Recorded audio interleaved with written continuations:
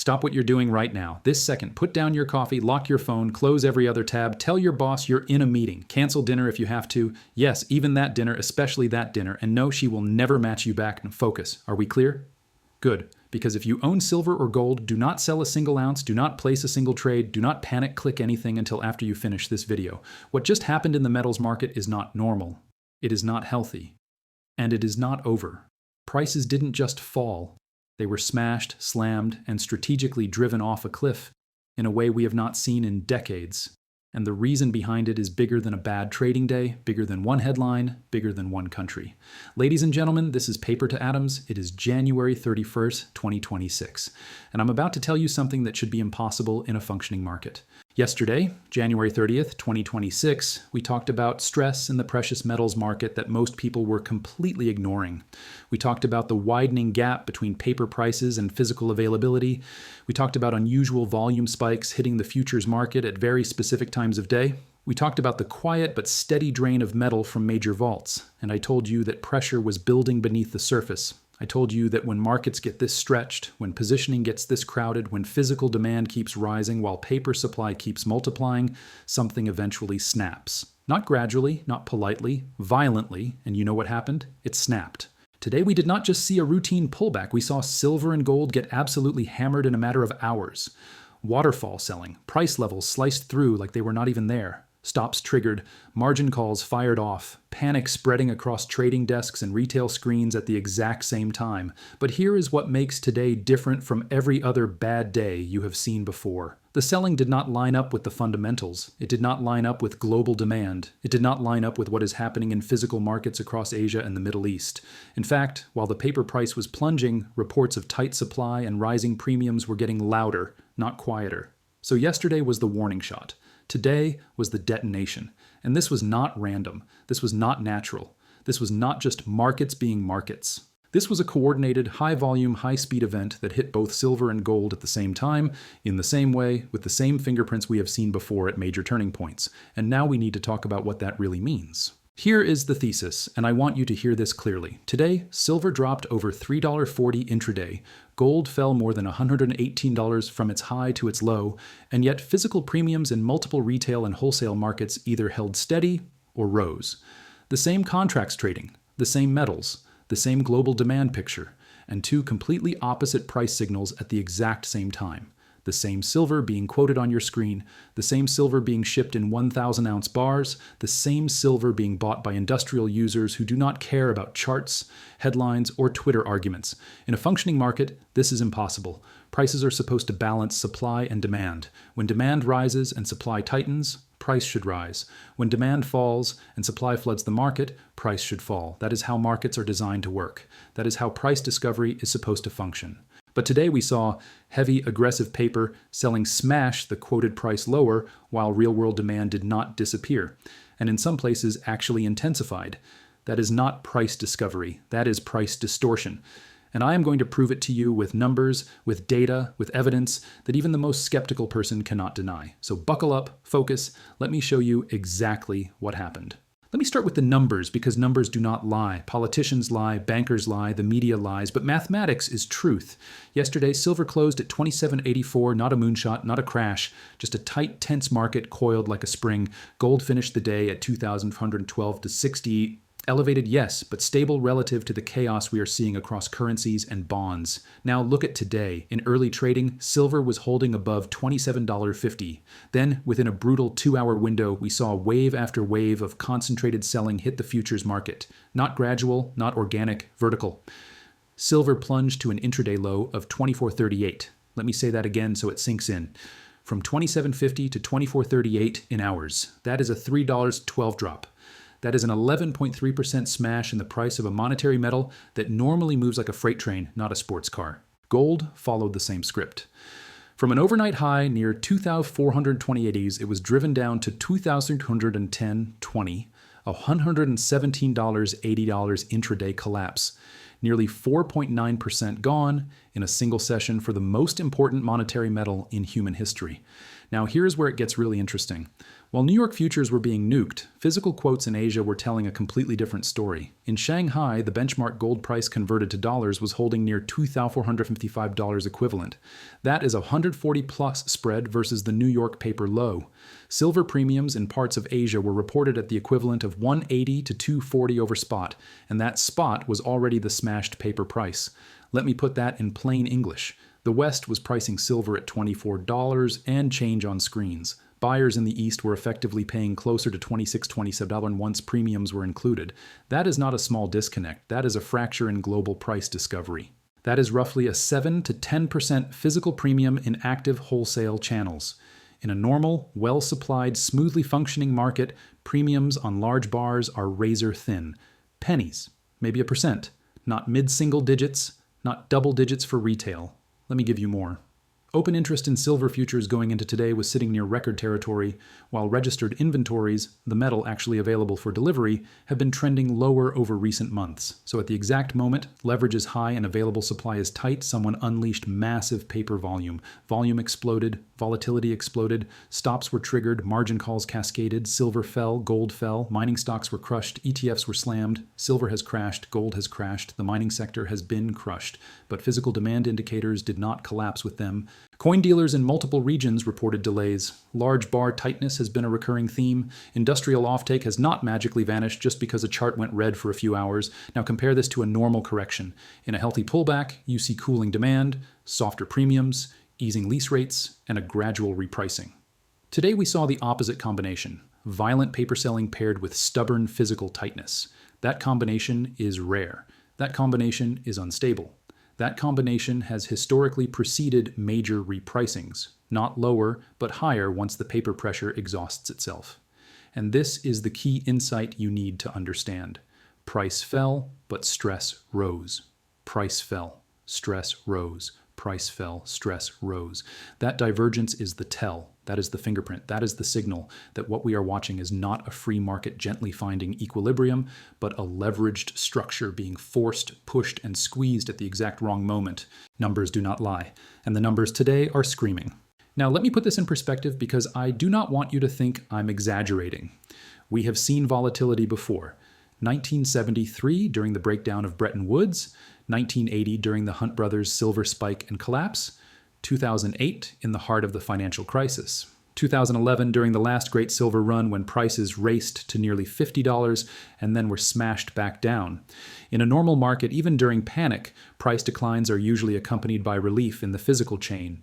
Premiums fall, dealers get quieter, delivery times shorten, stress comes out of the system. But today, price collapsed without that release valve. In a normal market, if silver drops 10% in a day, wholesalers breathe easier. Inventories loosen, fabricators slow orders, retail demand cools off.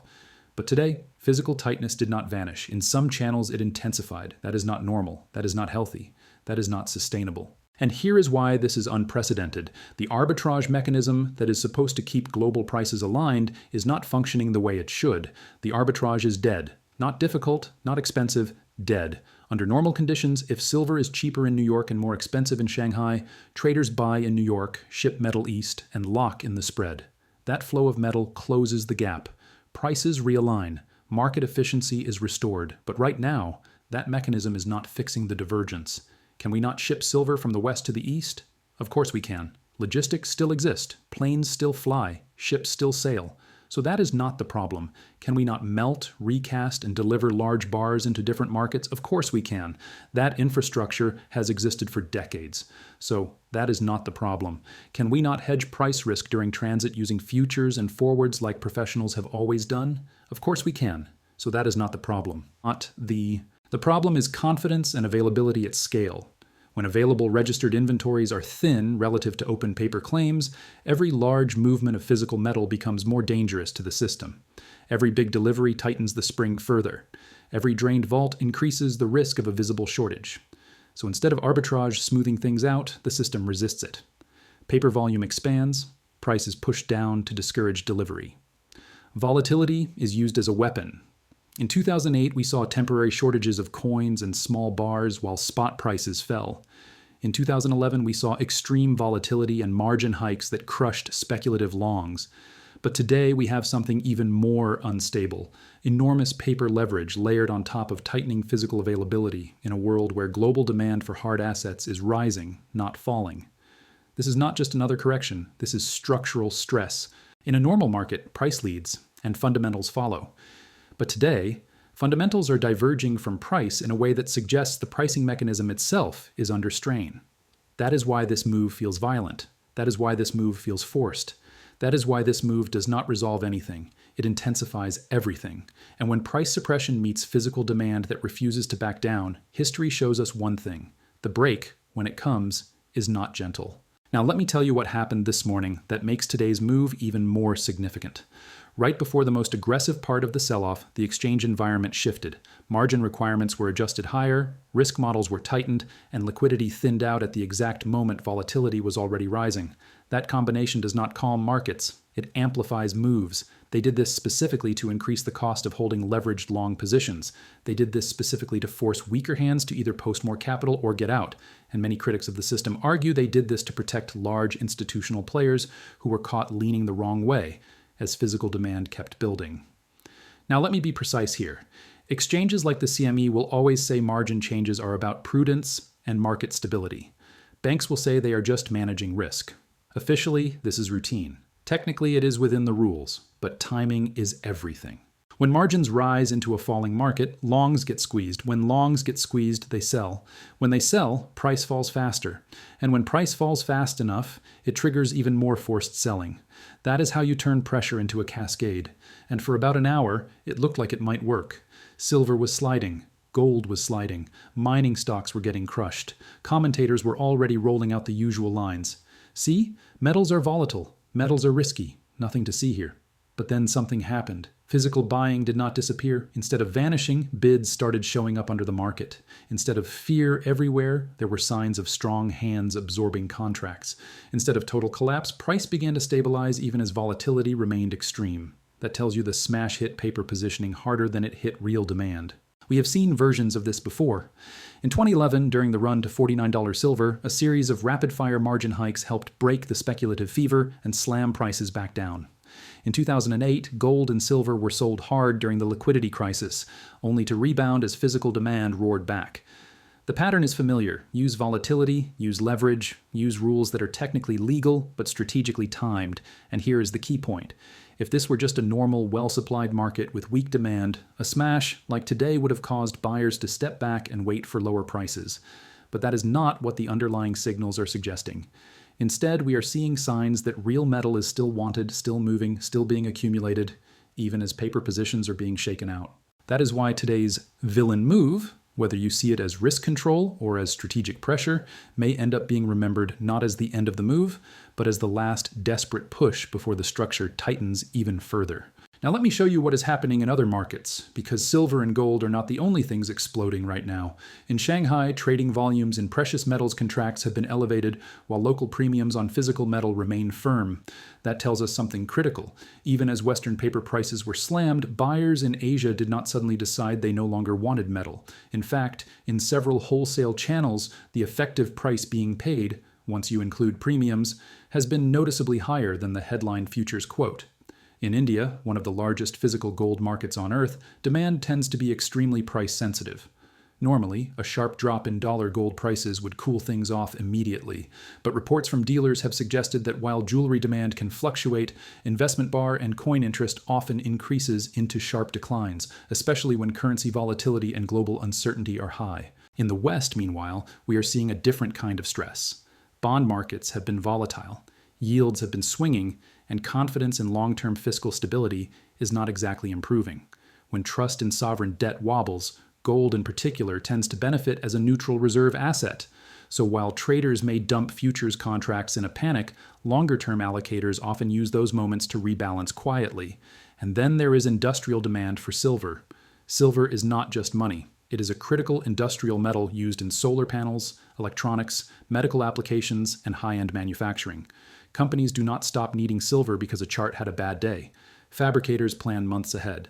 Supply chains move slowly. When they see price weakness in a tight supply environment, they often lock in forward needs. So think about the geographic split. In Shanghai, firm physical pricing relative to Western futures. In India, recurring waves of physical accumulation on dips. In the West, financial stress rising at the same time metals are being sold on paper. In industry, ongoing structural demand that does not vanish overnight. These are not isolated stories. These are connected signals. Because precious metals are global, capital is global, fear is global, and right now we have a situation where paper markets are screaming sell while multiple real-world channels are quietly saying accumulate. That kind of divergence does not last forever.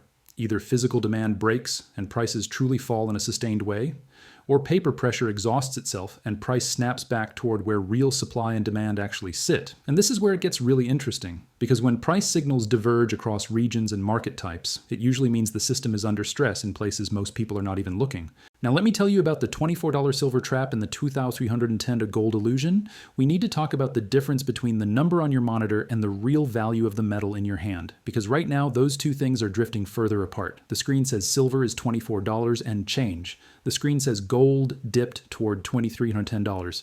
And if all you look at is a futures chart or an ETF ticker, it looks like metals just got cheaper. It looks like a clean, simple repricing. But that number is the price of paper exposure, not guaranteed physical possession. Pick up your phone right now. Call your local bullion dealer. Ask them to sell you a decent quantity of popular silver coins or bars at $24.38 spot with no premium. Ask them for gold at $2,310 flat. They will laugh at you. Not because they are greedy, not because they are running a scam, but because their replacement cost, what it actually takes to source real metal, does not match the paper quote flashing on your screen. This is the trap. Paper markets can create massive synthetic supply in seconds. Contracts can be sold that represent metal that does not immediately move anywhere. That flood of paper pushes the quoted price down fast, hard, and violently. But refineries do not ramp up output in an hour. Mines do not double production because futures dropped. Coins and bars do not teleport from vault to vault. So while paper price can be smashed instantly, physical supply responds slowly.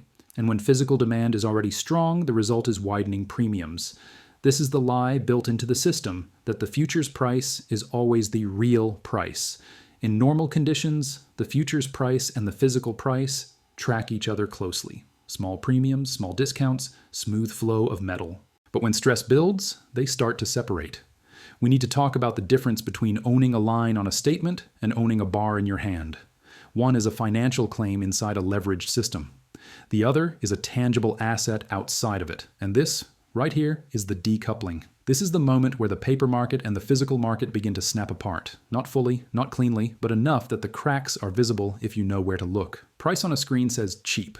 Real-world availability says tight. Paper supply says plenty. Physical flow says careful. When those signals conflict, it means the quoted price is being driven more by positioning and leverage than by immediate physical reality. And that is why days like today are so dangerous and so important, because they reveal the difference between a price discovery mechanism and a price management mechanism. So what does this mean for you? What should you do right now? Let me be very clear. This is the moment where emotion, headlines, and flashing red charts try to push you into a decision you will regret later. Volatility is not just a market condition, it is a psychological weapon, and days like today are designed to separate people from positions they built for the long term. Let me break this down by where you stand. First, if you own physical silver or gold, coins, bars, rounds, metal in your possession or securely stored outside the banking system, do not sell.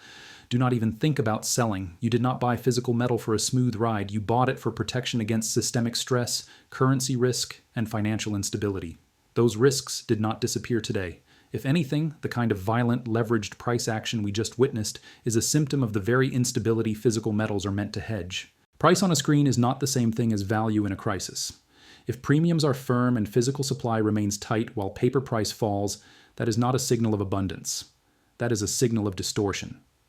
Second, if you own metal ETFs like SLV, PSLV, or gold-backed funds, you need to seriously consider your risk. These vehicles can track price, and they can be useful tools, but they are part of the financial system. They rely on counterparties, custodians, and market makers. In normal times, that structure works fine. In stressed environments, the gap between financial exposure and physical access can widen. I am not telling you to panic. I am not telling you to dump anything blindly, but you need to understand what you own. You need to understand the difference between price exposure and direct control, and you need to decide whether your goal is trading volatility or holding metal as long-term financial insurance. Third, if you trade metal futures.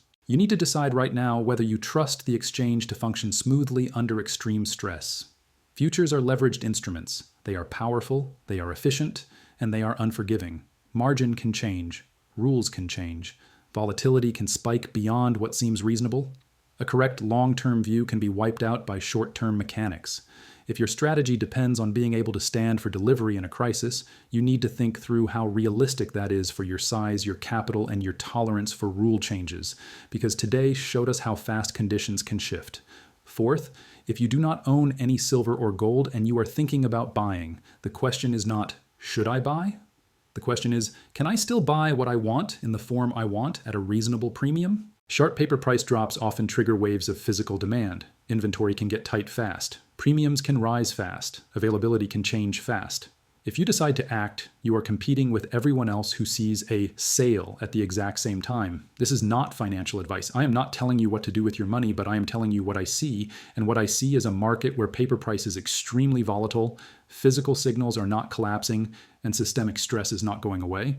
That combination demands calm thinking, not panic reactions. But that is not even the worst part, because what happens next could move even faster than what we just saw.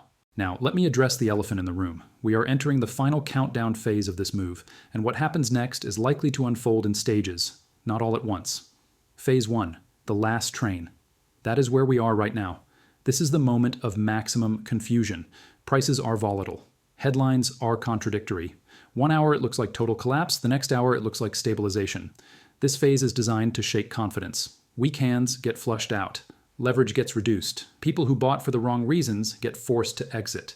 In this phase, price can still swing violently in both directions. More margin pressure, more stop runs, more emotional whiplash. This is where the market tries one last time to convince you that metals are too dangerous and too unpredictable to hold. Phase 2, the void.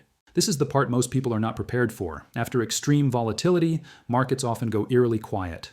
Volume drops, price trades in a range. Commentators lose interest. The drama fades from headlines, but under the surface, metal keeps moving, inventories keep shifting, long-term buyers keep accumulating, the paper market looks calm, but the physical market remains tight. This is where the coiling happens. This is where the spring compresses. And then comes phase 3. Call it Silvergeddon, call it a supply event, call it a pricing reset. The name does not matter. What matters is the mechanism. If physical demand continues while available float stays constrained, eventually the paper market has to reprice to a level that discourages demand and attracts supply. That repricing is rarely gentle. It tends to be fast, disorderly, and shocking to people who only watch the calm surface during the void. Some analysts believe that in a true stress event, silver does not just grind higher, it gaps higher. Gold does not just trend, it reprices in steps as confidence in financial assets wavers. You will start hearing higher targets, $35 silver, $40 silver. Even more aggressive calls if supply tightness becomes obvious. Gold forecasts will start moving in $200 and $300 increments, not $20. This is not a normal market cycle. This is a paradigm shift driven by leverage, global demand, and growing distrust in purely financial claims. The next 24 to 48 hours are about stabilization and positioning. The next few weeks are about whether physical tightness shows up in visible ways, delivery delays, rising premiums, stressed inventories, and the next major leg, if it comes, will not wait for everyone to feel comfortable. Markets do not reward comfort. They reward preparation. And right now, preparation means understanding that today's plunge may not be the end of the move, but the setup for something much larger. Today was not just another red day on a chart. We saw violent paper selling, historic volatility, and price action that does not line up cleanly with the physical signals coming from around the world. We saw silver and gold smashed on screens while underlying demand did not simply vanish. We saw stress rise even as price fell. The time for debate is over. The time for watching from the sidelines is over. The paper market is showing cracks. The physical market is showing resilience. One is built on leverage and confidence. The other is built on metal that cannot be printed, rehypothecated, or wished into existence.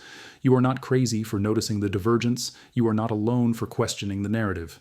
And if you are holding physical metal, you are not holding a barbarous relic. You are holding financial insurance in a world where financial risk is rising, not falling.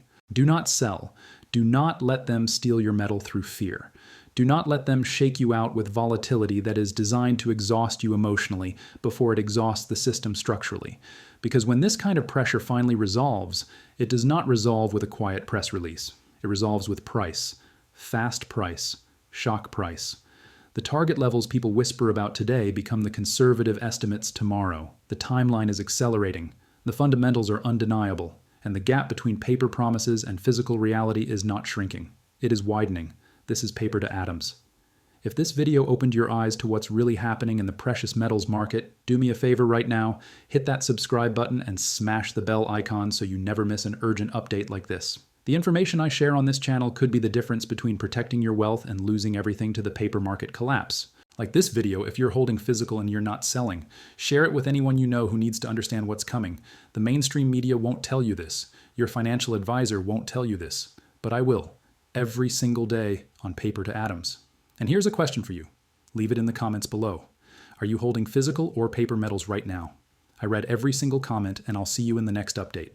Remember, get out of paper, get into physical. Go, go, go.